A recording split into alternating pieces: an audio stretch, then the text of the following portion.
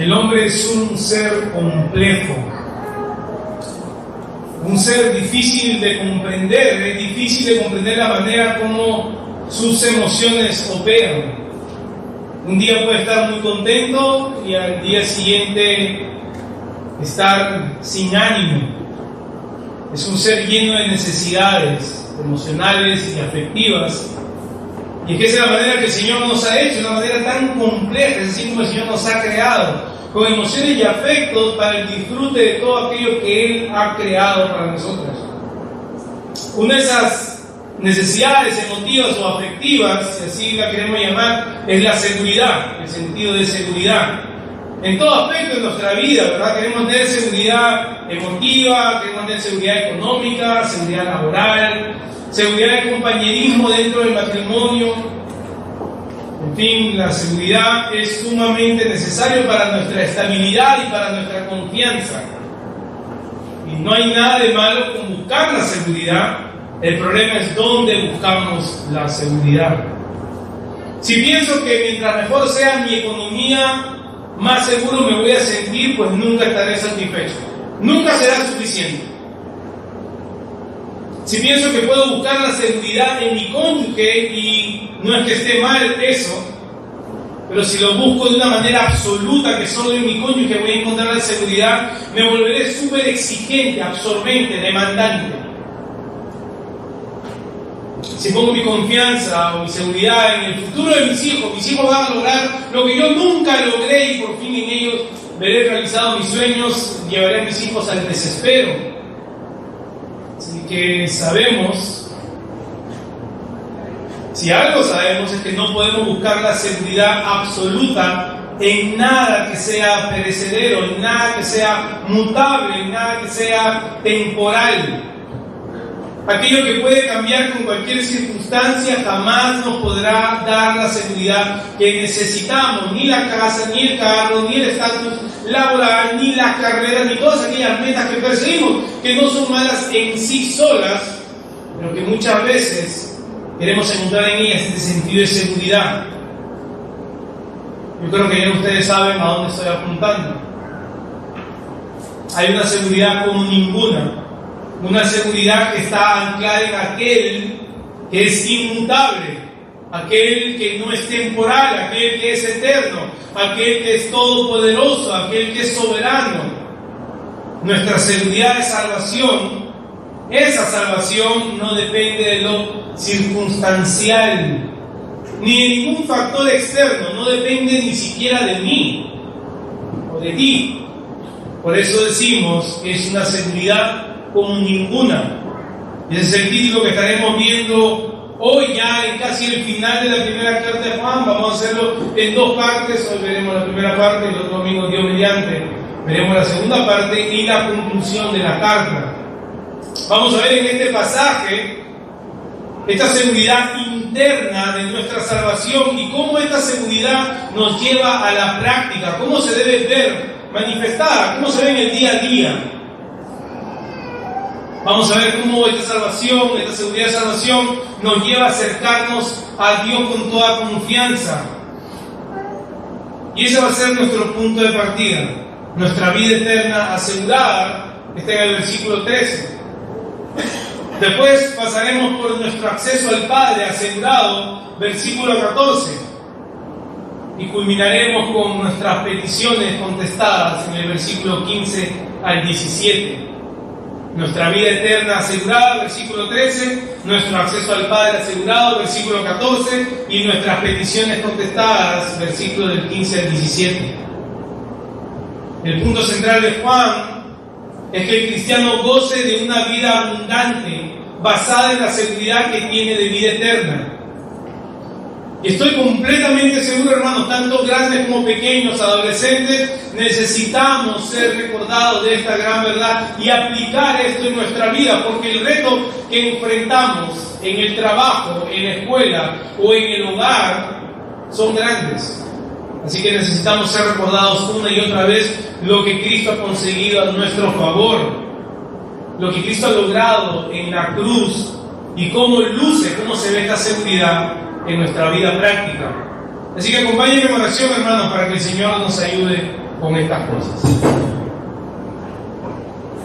Amado Padre, tú hasta aquí nos has traído, tú has permitido, Señor, que estemos ya llegando al final de esta carta maravillosa, Señor, que tú has regalado para la iglesia. Señor, que estemos atentos a lo que tu palabra nos dice, que seamos sensibles, Señor, que no endurezcamos nuestro corazón ante lo que tu palabra dice, Señor, que como buenos esclavos tuyos digamos, sí, Señor, amén, a lo que tú dices, así se hará. Permite que tu pueblo el día de hoy, Señor, contemple tu palabra como la que es, palabra viva, eficaz, es inspirada por ti. Así que, Señor, acompáñanos en este tiempo y ayúdame, Señor, con mis debilidades, con mis limitaciones, pero también ayuda, Señor, a mis hermanos que están sentados contra las distracciones, Señor, propias de la carne. Ayúdanos a ejercer el dominio propio, Señor, y inclinar nuestros oídos a tu palabra. En Cristo Jesús. Amén. ¿Qué es la Biblia y para quién fue escrita? Son algunas de las preguntas que a veces nos hacemos, pero no tenemos a veces una respuesta concreta, o dudamos, o no coincidimos la respuesta los unos con los otros. Y muchas veces he escuchado que la Biblia es el manual de vida para la humanidad. Si haces lo que está en la Biblia, te irá bien. Y no exagero, hermano, yo escucho predicadores que predican así. La Biblia nos dice la manera de cómo encontrar a Dios, es otra cosa que se dice. En la Biblia está la respuesta a todos tus problemas. Y quizás todas estas afirmaciones en sí llevan algo de verdad y podríamos estar de acuerdo en cierta medida. Pero hay algo que debemos estar completamente de acuerdo como creyentes, y es que la Biblia fue escrita para los creyentes. Fue escrita para el pueblo de Dios, para los que son de Él. Si no es por medio del Espíritu que habita en el creyente, la Biblia no tiene ningún sentido. Pablo en su primera carta a los Corintios escribió: pero el hombre natural no acepta las cosas del Espíritu de Dios, porque para él son necedad y no las puede entender, porque se disciernen espiritualmente. Si no es por medio del Espíritu, jamás podemos entender lo que dice la Escritura. Podríamos leerlo como cualquier libro, pero su aplicación, el carácter de Dios que está reflejado en la Escritura, va a ser una necedad. Basta con compartir la Escritura con alguien que la escribe. Recordemos lo que Pablo también le escribe a Timoteo en su segunda carta: toda la Escritura es inspirada por Dios y es útil para enseñar, para redarguir, para corregir, para instruir en justicia, a fin de que el hombre de Dios sea perfecto, enteramente preparado para toda buena obra. Así que el propósito de la Escritura es para el pueblo de Dios. No solo Pablo apunta a este propósito, Juan también en este versículo dice estas cosas: he escrito a vosotros que creéis en el nombre del Hijo de Dios. Las cosas que Juan ha escrito, y ahí podemos incluir toda la Escritura, es como él lo dice, es para los que creen en el Hijo de Dios. Ese es Jesús, el Cristo. El salmista en el Salmos 19 escribió: los mandamientos de Jehová son rectos que alegran el corazón, el precepto de Jehová es puro que alumbra los ojos. Deseables son más que el oro y más que mucho oro refinado, y más dulces que la miel que destila del panal. Y esta experiencia de considerar la Escritura como deliciosa solo es posible por medio del Espíritu que habita en nosotros. Y por eso Juan con toda seguridad dice que todo lo que ha escrito hasta ahora, y obviamente podemos incluir toda la Escritura, como dije, son para aquellos que son de Dios. Si no, no tiene sentido. Tú puedes estar aquí sentado hoy y te puedes ir después de una predica y decir: yo no creo en eso. Eso me parece una exageración. Ahora, ¿con qué propósito específico escribe Juan? Para que sepáis que tienes vida eterna, dice. Y ha sido el propósito con el cual he escrito esta carta. Así que en esta declaración vemos el propósito de todo lo que Juan ha escrito hasta ahora. Este es el propósito de la carta, para que tengamos conocimiento de nuestra salvación, no solo como un pensamiento lejano, no como una simple idea o una esperanza de lo que vamos a alcanzar en el futuro, pero miren la palabra que usa Juan para que sepáis que tienen vida eterna. Poseemos la vida eterna y la poseemos ya. Para que conozcan, para que reconozcan que la vida eterna es suya, que los acompañe donde vayan, donde vayamos nos acompaña la vida eterna. No nos la ponemos solamente el domingo cuando estamos entre los hermanos y por medio de las alabanzas. Yo siento realmente que tengo la vida eterna. Qué lindas son las alabanzas. El lunes llego a mi casa, me olvido y actúo como que si no se me hubiera dado la vida eterna. Soy poseedor de ella. No es según nos comportemos, quizás Dios nos la quita, sino que la poseemos. Una realidad que me persigue todos los días. Soy poseedor de la vida eterna. Días buenos, días no tan buenos. Al culminar el Salmo 23, David escribe: ciertamente el bien y la misericordia me seguirán todos los días de mi vida, y en la casa de Jehová moraré por largos días. Y bien podríamos decir lo mismo de la vida eterna. La vida eterna me seguirá todos los días de mi vida, y en la casa de Jehová moraré largos días. La vida eterna es nuestra posesión más preciosa. Pero solo, hermanos, porque esta vida eterna está en Cristo. No es solamente como un beneficio que recibimos fuera de Cristo, la vida eterna está en Él. No puedes simplemente desear la vida eterna por temor al castigo eterno y no desear a la persona de Cristo. Esto es imposible. Si no deseas a Cristo, no puedes desear la vida eterna. Ahora, ¿cómo afecta esto mi corazón? ¿Cómo debiera afectarlo? Y creo que una palabra que debiera manifestar bien nuestra seguridad de salvación es gozo. El creyente es una persona gozosa. Y no estoy hablando de la alegría, que es circunstancial. No estoy hablando de un gozo fingido, ni la indiferencia ante los problemas de la vida, sino una actitud que parte de un corazón que está confiado y asegurado en su Señor. Muchas veces buscamos seguridad en otras cosas. A veces anhelamos, hermano, es increíble cómo funciona nuestro corazón. Una palmadita en la espalda y nos dicen, lo hiciste bien, o nos dicen, todo estará bien, y en esos momentos nos sentimos la persona más segura del mundo. Es lo que más necesitamos, nos levanta nuestro ánimo, pero es momentáneo. Nos ayuda en ese momento de tristeza o de prueba, pero es momentáneo. Pero cuánto más debiera afectar todo nuestro ser al saber que tenemos vida eterna. Cuánto más gozoso debe estar nuestro corazón cuando entendemos que somos poseedores de la vida eterna. Cuánto descanso debe traer a nuestras mentes y corazones que se agobien con tanta facilidad. Lo que muchas personas entienden, y entienden mal, hermanos, cuando hablamos del gozo del creyente, suena más o menos así. ¿Ok? Bueno, entonces, como ya tengo vida eterna, ¿qué me importa lo que suceda? O muchos otros piensan que debemos de privarnos de sentimientos de dolor, de angustia o de profunda pena y simplemente decirnos, tengo vida eterna, y eso es lo único que importa. Y eso no es lo que la Escritura nos dice, hermano. Somos muy rápidos a veces para decir las cosas y a veces somos muy tardos para entender lo que dice la Escritura. Esto no se trata de simplemente, hermano, si se nos muere un pariente, no simplemente voy a repetirme, tengo vida eterna y no pasa nada. Porque tenemos emociones, el Señor nos ha hecho con emociones por algo. Así que no creo que esa fórmula resulte. Tampoco podemos decir, mira, tienes vida eterna, eres creyente, y un creyente nunca está triste. Eso es imposible, hermano. Eso es imposible. Eso es querer ser como los estoicos, ¿no? Que se prohibían de experimentar todo sentimiento de tristeza. Hermanos, ustedes ven a Jesús enfrente de la tumba de Lázaro, lloró. O sea, el hombre experimentado en dolores. Experimentó todas estas emociones. Ahora, lo que sí funciona, hermanos, y como debiéramos aplicarlo, sería así.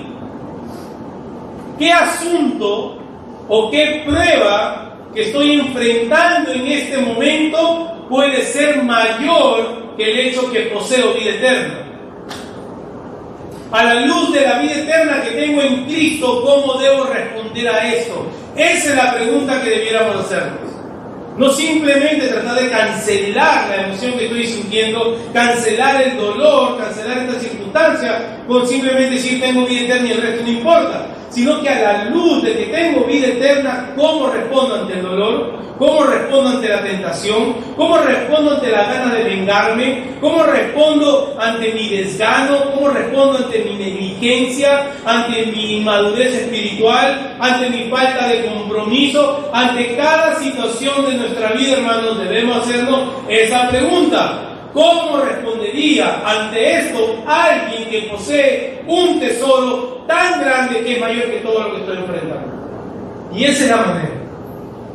Esa es la manera. Esa es la fórmula. ¿Cómo puedo responder ante el dolor más profundo sabiendo que tengo vida eterna?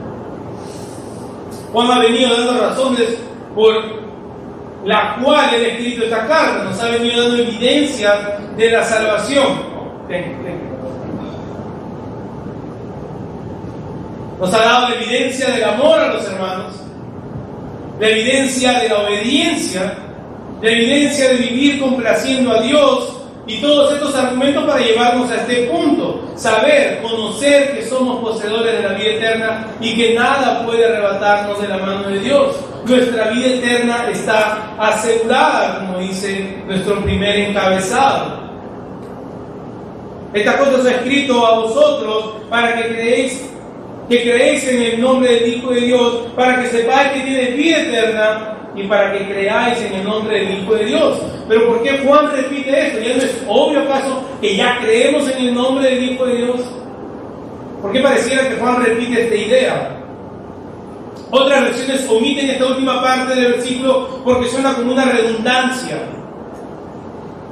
La verdad es que Juan está expresando aquí una confianza, y lo podríamos leer así: y para que confíen en el nombre del Hijo de Dios. Así que leyéndolo así nos ayuda a entender mejor lo que viene a continuación, el versículo 14. Y esta es la confianza que tenemos en Él: que si pedimos alguna cosa conforme a su voluntad, Él nos oye. Así que si leemos el versículo 13, terminando el versículo 13, para que confíes en el nombre del Hijo de Dios, y esta es la confianza que tenemos en Él, entonces entendemos mejor la idea. Porque me lleva al segundo punto, que nuestro acceso al Padre está asegurado. Lo que debe fluir de un conocimiento de la seguridad de la salvación es una vida de oración abundante, hermanos. No oro porque no creo que tengo vida eterna. Es así. Es obvio que Juan quiere llevar a su audiencia a ver que tanto la seguridad como la confianza de que somos salvos nos debe llevar a confiar que tenemos un acceso ilimitado al Padre por medio de la oración.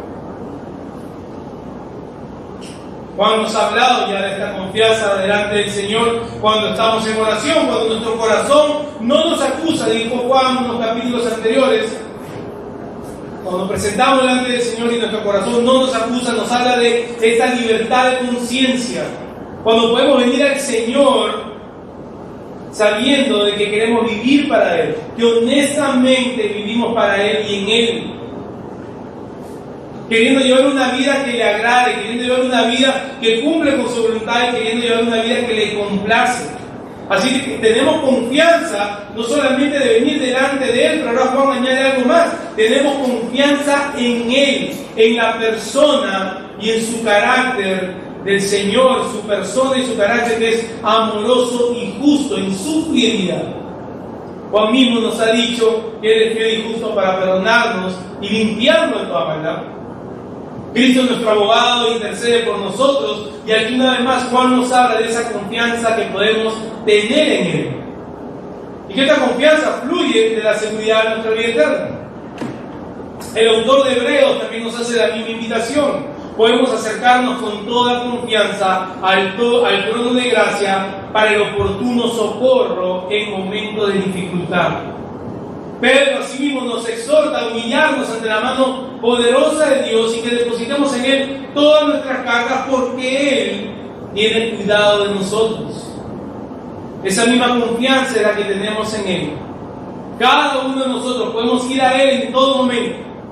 En cualquier circunstancia podemos ir a Él. Él nos oye, dice Juan. Y hasta ahora lo que va de la carta, Juan ha venido haciendo una distinción entre los creyentes y entre aquellos que son falsos. Y aquí no va a ser la excepción.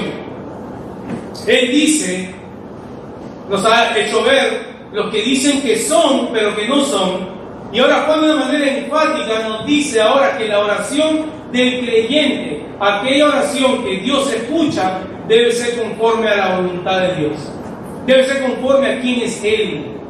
Tenemos confianza que nuestro acceso a Dios en oración está asegurado. Podemos ir a Él en todo momento, pero este acceso a Él debe reflejar que nuestro corazón se está conformando a la voluntad de Dios.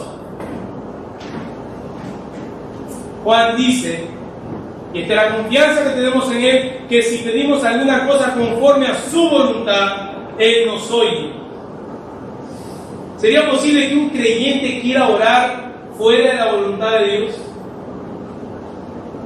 ¿Qué locura sería para un creyente querer orar fuera de lo que Dios quiere para nosotros? Es como que si un hijo de Dios dijera, yo no quiero orar conforme a tu voluntad, sino a mi voluntad, según lo que yo creo. Y eso sería una necedad. Porque sabemos que la voluntad del Señor es buena, agradable y perfecta. Ahora no quiero que te desalientes. Podrías mirar este versículo y pensar, yo estoy tan lejos de orar según la voluntad de Dios. Yo no creo que oro según la voluntad de Dios. Leo este versículo y mi corazón se entristece porque veo como algo inalcanzable orar así. O podría pensar todo lo contrario y decir, claro, yo siempre oro según la voluntad de Dios. Por un lado podríamos caer en el desespero y por otro lado podríamos caer en el orgullo. Santiago nos dice respecto a la oración, piden y no reciben porque piden mal. Entonces, ¿cuál es el remedio? ¿Cómo puedo tener confianza de que aún en mi imperfección, aún con mi mente limitada, puedo orar conforme a la voluntad de Dios y que Él me oye y que responderá a mi oración, como dice el versículo 15? Y si sabemos que Él nos oye, cualquier cosa que pidamos, sabemos que tenemos las peticiones que le hayamos hecho. Primero, deberíamos preguntarnos qué tanto estamos siendo transformados por medio de la renovación de nuestra mente. Pablo dice en Romanos 12, versículo 2, que solo por medio de la renovación de nuestra mente que podemos comprobar la voluntad de Dios, que es buena, agradable y perfecta. ¿Estás haciendo esto? ¿Estamos renovando el entendimiento de nuestra mente? ¿Estamos renovándonos mediante la Escritura? Somos como el hombre del Salmo 1 que encuentra su delicia en la ley de Jehová. ¿Meditas en la palabra del Señor? Si no, ¿cómo entonces podemos llegar a pedir conforme a su voluntad si no conocemos su corazón por medio de las Escrituras? ¿Cómo podemos orar sabiendo que estamos alineados con el corazón del Señor si nunca abrimos la palabra? Y es que aún pedimos, como dice Santiago, pedimos mal. Algo que debe impresionarnos, hermano, es lo que Juan dice, que es posible orar bajo la voluntad del Señor. Es posible para nosotros, miren este gran privilegio. Es posible para nosotros, simples mortales, llegar a conocer la mente de Dios por medio de su palabra. Él se ha dado a conocer. No todo lo que es Él, pero todo lo que necesitamos saber de Él. Y eso debiera ser nuestro anhelo, llegar a conocerlo de manera que mis oraciones estén alineadas con su voluntad. Ese debiera ser nuestro gran anhelo, hermanos, orar bajo la voluntad del Señor. Y vemos cuánta bondad hay en Él que nos da este privilegio. Él no simplemente no es un Dios lejano, hermano. Es un Dios personal. Qué tan buen Padre tenemos, que nos ha provisto de esta gracia de poder conocerlo por medio de su palabra. Somos nosotros los que decidimos vivir en la ignorancia. Somos nosotros los que ponemos un sinfín de excusas. El tiempo, el cansancio, las mil y una tareas que tenemos que hacer durante el día. Somos nosotros. Recuerdo cuando el pastor Ricardo estuvo aquí, compartió con nosotros unas semanas y daba el testimonio de esta mujer de 90 años. Y de 90 años terminó su curso de nuevos creyentes. Hay unos que no tienen ni la mitad de edad que tiene ella y no quieren ni agarrar la escritura. El Señor le concedió este deleite a esta hermana que ahora goza en la presencia del Señor. Se fue con la certeza de aquel que la había salvado. Y como iglesia, hermano, es nuestra carga, es nuestra tarea, nuestra misión, edificarnos mutuamente. No te prohíbas tú mismo de crecer con tu iglesia. No te prohíbas de tú ser parte de lo que la iglesia viene instruyéndose como cuerpo. Tú solo no vas a poder, tú sola no vas a poder. Entonces, si tu preocupación está en pensar que no sería posible para ti orar conforme a la voluntad de Dios, la única solución es corre a las Escrituras. Busca en ella tu deleite. Atesora las palabras de Cristo. Ama la palabra de Cristo. Desea como niño la leche espiritual no adulterada. No, hermanos, esto no es en el primer periodo de cuando recién te convertiste. Es que Él está así porque está en su primer amor. ¿Y es que hay acaso otro amor? Hay un único amor. Pero cuando nosotros mismos comenzamos a ser negligentes, lo que se nos viene a la mente es, bueno, es que tal hermano es el nuevo, él está en su primer amor. Yo era así. Y no extraño estar así. Además tenemos al ayudador, el Espíritu Santo, que intercede por nosotros, hermanos, en nuestra debilidad, transformando nuestras oraciones conforme a la voluntad de Dios, dice Pablo en Romanos 8. La pregunta es, ¿permanecerás en la ignorancia? ¿Permanecerás sometido a los engañadores que van por ahí diciendo, repite esta oración antes de irte a dormir? Hermano, veo tantas de estas cosas y por adentro la sangre, no sé, ya no sé ni lo que pasa dentro. Repite esta oración para tener más bien. Repite esta oración para que tu día sea bendecido. Y ponen ese tonito de voz, ¿no? Pamplinas, hermano. Charlatanerías. Declara esto, cancela aquello. Seguiremos en ignorancia, hermanos, si no corremos a la Escritura. Corre a la Escritura, ahí está la verdad. Y así podremos con seguridad, como dice Juan, saber que tenemos las peticiones que le hayamos hecho. Lo que nos lleva a nuestro tercer punto, que nuestras peticiones serán contestadas. Miren la certeza que Juan quiere que tengamos en Dios cuando vamos en oración. Y si lo que Juan desea, cuanto más nuestro Padre Celestial, ¿verdad? Él desea que nosotros, sus hijos, entremos confiadamente ante el trono de gracia. Que tengamos toda la seguridad. Primero, porque podemos conocer su voluntad. Segundo, porque podemos orar conforme a su voluntad. Y tercero, porque tenemos la certeza de que Él responderá a nuestras oraciones. Ahora, Juan nos dice en qué tiempo Él contestará nuestras oraciones. No sabemos cuándo el Señor contestará las oraciones de sus hijos. Mi suegro oró 8 años por mí. El Señor contestó su oración. Así que Él no nos dice cuándo va a contestar la oración, pero Él nos da la certeza que Él contestará la oración que es conforme a su voluntad. Así que si tú oras por tus hijos, por la salvación de tus hijos, sigue orando. Si tú oras por la salvación de tus padres, de tus familiares, de tus hermanos, de tu esposa, de tu esposo, si si es inconverso, sigue orando. Si tú oras para crecer espiritualmente, para que Dios te dé sabiduría y seguir entendiendo su palabra, sigue orando. Si tú oras para que el Señor restaure a un hermano, restaure un matrimonio, sigue orando. Esa es la voluntad del Señor. Y estoy seguro que muchos de nosotros podríamos testificar de cómo el Señor ha ido contestando nuestras oraciones. Y la voluntad del Señor en todas las oraciones contestadas es que sigamos creciendo conforme a la imagen de su Hijo Cristo. Pero Juan sabe que por nuestra debilidad podemos hacer de las oraciones, nosotros mismos podemos ser el centro de las oraciones. Podemos hacer de las oraciones una petición a Papá Noel, ¿no? Papá Noel se dice en casi todos los países. Una carta a Papá Noel. Juan conoce esta debilidad en nosotros, así que no va a dar una aplicación de lo que Él acaba de decirnos.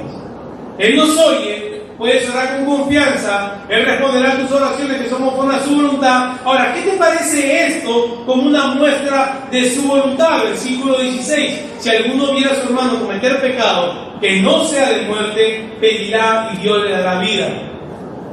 Esto es para los que cometen pecado no de muerte. Hay pecado de muerte por el cual no nos digo que se pida. Ahora, a primera vista este pasaje puede ser un poco confuso, ¿verdad? Y es que nosotros llegamos a la Biblia ya con un marco de referencia, ya tenemos una idea de cómo ver la Biblia, porque ya la hemos escuchado en boca de otros. A primera vista este pasaje es un poco confuso, y cuando vemos este pasaje aislado, perdemos el sentido del propósito por el cual Juan escribe esto. Y comenzamos a caer en especulaciones que en vez de traer claridad, traen confusión. Juan lo que quiere es darnos una ilustración o una aplicación clara de lo que es orar conforme a la voluntad de Dios. Y debemos mantener eso en mente cuando leemos este texto. Primero, déjeme decirle lo que Juan no está diciendo, hermanos, que es muy popular. Quizás algunos lo han escuchado. Juan no está hablando de un pecado que pueda traer la muerte física. Juan no está hablando de un creyente que peca y que Dios decide llevárselo porque, bueno, está pecando mucho. Porque la manera como Juan usa la palabra vida y muerte en su carta lo hace en un sentido espiritual. Hemos pasado de muerte a vida. Así que no es posible, a la luz del texto, ver que esta interpretación no sería correcta. Tampoco podríamos ver este texto a la luz de la historia de Ananías y Zafira, por ejemplo, que por mentir al Espíritu Santo, queriendo ellos tener reconocimiento, fama y buen nombre, cayeron muertos por su pecado. Ahora, ¿podría Dios hacer lo mismo en el día de hoy? Por supuesto que sí. Pero eso no es el caso de Juan, de lo que Juan está hablando. Tampoco Juan está diciendo que algún creyente pueda caer en algún tipo de pecado que lo lleve a la muerte espiritual.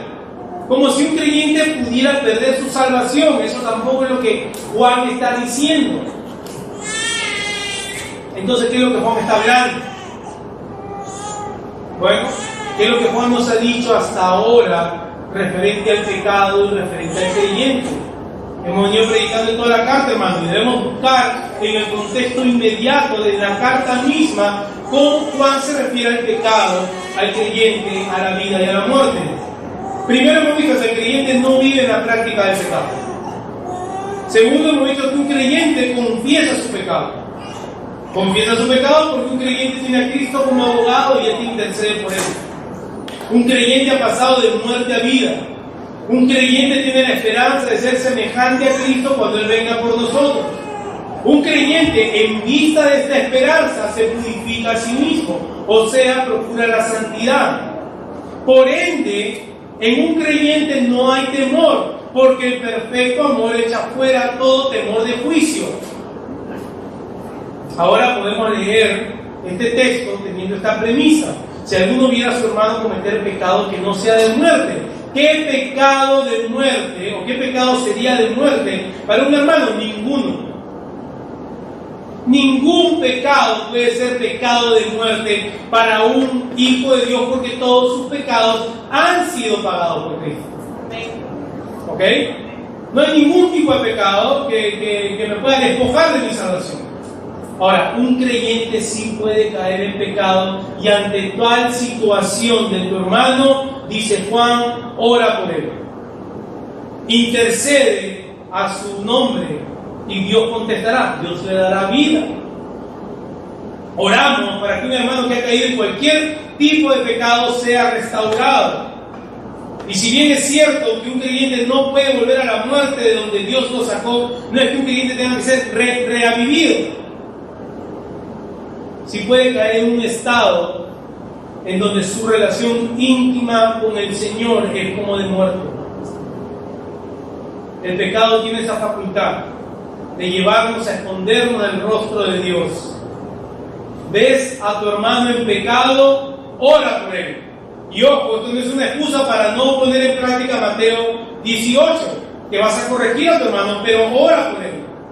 Y si eres verdadero creyente, Dios lo va a traer a disciplina. Dios traerá tristeza en su corazón, pero tristeza conforme a Dios, que conduce al arrepentimiento. Amén. Esto es para los que cometen pecado que no sea de muerte, dice Juan. Entonces, ¿cuándo es que un pecado se considera de muerte? Esto es lo que Juan nos ha dicho hasta ahora. El que practica el pecado está muerto, anda en tinieblas, y más aún niega que en él haya pecado. Juan dijo, si alguien dice no tiene pecado, mentiroso le hace Dios. No solamente eso, es un ciego que guía a otro ciego. Mejor dicho, hermanos, alguien que fue exhortado, alguien que fue corregido por su pecado, alguien en donde la iglesia entera le dijo, hermano, estás pecando, pero él sigue la práctica del pecado, disfruta de su pecado. Podemos llegar a la conclusión que parecía que era de nosotros, salió de nosotros, pero no era de nosotros. Ha negado la fe y ha negado a Cristo. Estuvo presente en la congregación, disfrutó de la comunión de los santos, pero nunca fue de Cristo. Sus frutos así lo evidencian. Perseveran en pecar.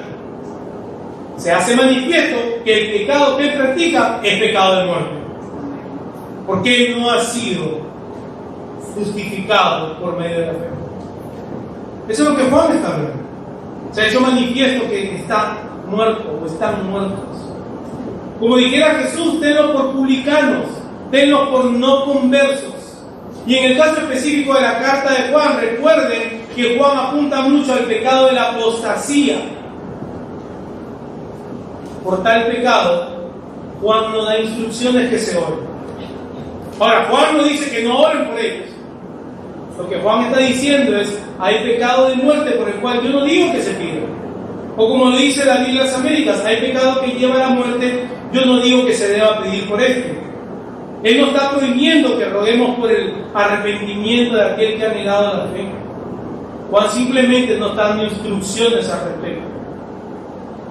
Dios ha omitido ya un juicio para aquellos que abiertamente se oponen al Evangelio y que han depravado el mensaje de la cruz, que presentan a un Cristo falso. Ante tal caso, Juan no pide que oremos.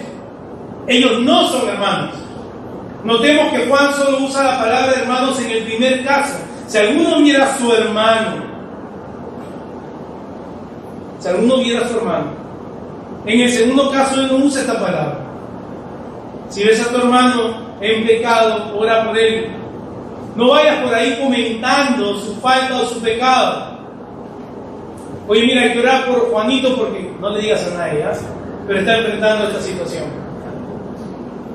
Yo lo vi. No, ora por tu hermano, exhorta a tu hermano o a tu hermana. Dios traerá vida, dice. Dios lo traerá en disciplina, restaurará a este hermano, aun si fuera necesario por medio de las lágrimas, porque es de Él. Porque es de Él. Toda la injusticia es pecado, pero hay pecado no de muerte. Toda la injusticia es pecado, en lo cual el creyente puede caer y va a caer. Pero el pecado se vuelve manifiesto que es de muerte cuando esta persona que en algún momento profesó la fe vive abiertamente en su pecado. No hay arrepentimiento. Ya no hay palabra de exhortación para ellos que valgan. Van abiertamente disfrutando de su vida de pecado. Juan dice, no le doy instrucciones que oren por ellos. Lo que Juan está dando instrucción es ora por tus hermanos en la iglesia. Así que, ¿qué tal eso como muestra la voluntad de Dios y cómo podemos usar la oración? Usamos la oración de 1000 maneras, pero qué gran muestra de lo que es orar según la voluntad de Dios. Qué gran seguridad de la que podemos gozar. Seguridad de salvación, seguridad que confiadamente puedo acceder a Dios en oración, seguridad que Él contestará mis oraciones conforme a su voluntad. Todo esto Dios nos concede por medio del Hijo. Fuera de Él es imposible. Fuera de Él es imposible de manera genuina experimentar esta seguridad. Fuera de Él, tu seguridad está en lo pasajero y no en lo eterno. Fuera de Él vas a poner tu seguridad en la aprobación de los hombres. Es algo que hablamos mucho con los jóvenes. No necesita la aprobación de nadie. Vive para el Señor. Si tu seguridad no está en lo eterno, estás perdido. Y más aún, fuera de Él no eres poseedor de la vida eterna. Si no te deleitas en Cristo, si tu deseo no es para con Cristo, no eres poseedor de la vida eterna. Y debes hacerte esta autoconfrontación. ¿Anhelo a Cristo todos los días de mi vida? ¿Quiero ser como Él? ¿Son sus palabras más deliciosas que la miel pura que sale del panal? Estoy transformando mi mente, estoy renovando mi mente por medio de su palabra. ¿Cómo pues entonces conoceremos a aquel que nosotros decimos que amamos? O a lo mejor te has vuelto un religioso. A lo mejor piensas que por venir domingo tras domingo eso te asegura una relación con el Señor. Olvídate del domingo, ¿cómo está tu vida de lunes a sábado? ¿Qué es lo que haces en lo privado? ¿Cómo usas tu celular? ¿Cómo adoras al Señor cuando nadie te ve? ¿Cómo amas a tu esposa? ¿Cómo amas a tu esposo? ¿Cómo instruyes a tus hijos? ¿Qué tipo de compañero de trabajo eres? ¿Qué clase de empleado eres? ¿Qué clase de jefe eres? Todo eso tiene que ver, hermano, cuando nos deleitamos en Cristo. Se nota, es inevitable.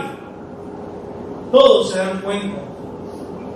Si eres poseedor de vida eterna, todo lo vas a ver por medio de ese cristal. ¿Cómo pues puedo enfrentar mi vida, mi día a día, sabiendo que soy poseedor de vida eterna? ¿Cómo enfrento los retos? ¿Cómo enfrento los dolores? ¿Cómo enfrento las traiciones? Que hoy sea el día, si no eres salvo, si tu seguridad y tu confianza no está en Cristo, que hoy sea el día que mires al cielo y digas: Señor, he pecado contra ti, no merezco ser llamado tu hijo, y que Dios en su misericordia te otorgue la reconciliación por medio de su Hijo Cristo. Oremos. Amado Padre, te damos gracias por tu palabra, Señor. En este pequeño pasaje, Señor, grandes cosas tú dices a nuestro corazón. El privilegio de saber que podemos conocerte personalmente, de que podemos orar conforme a tu voluntad, Señor. Quizás la grandeza de eso escapa de nuestra mente, Señor. Y quizás faltan palabras humanas para poder expresar lo que esto quiere decir. Que nosotros en algún tiempo que estábamos muertos, Señor, viviendo en rebeldía, no solamente tú nos haces coherederos juntamente con Cristo, sino que tú nos otorgas ahora este privilegio de que por medio de tu palabra podemos conocer quién eres tú, Señor. Y podemos pedirte todas las cosas conforme a tu voluntad, aún en medio de nuestra debilidad. Tu Espíritu Santo, Señor, lleva nuestras oraciones delante tuyo, las presenta y Él, Señor, las transforma conforme a tu voluntad. Te pido por esta iglesia, Señor, esta iglesia local, que hombres y mujeres, adultos y jóvenes, Señor, veamos este privilegio que tú nos has otorgado de ser poseedores de vida eterna. Señor, que nuestro día a día se vea afectado por esta gran realidad. Que nuestras relaciones interpersonales, Señor, se vean afectadas por esto. No vivimos más para el ahora. Vivimos ahora, Señor, mirando hacia la eternidad que tú nos has otorgado en Cristo Jesús. En Él hemos orado. Amén.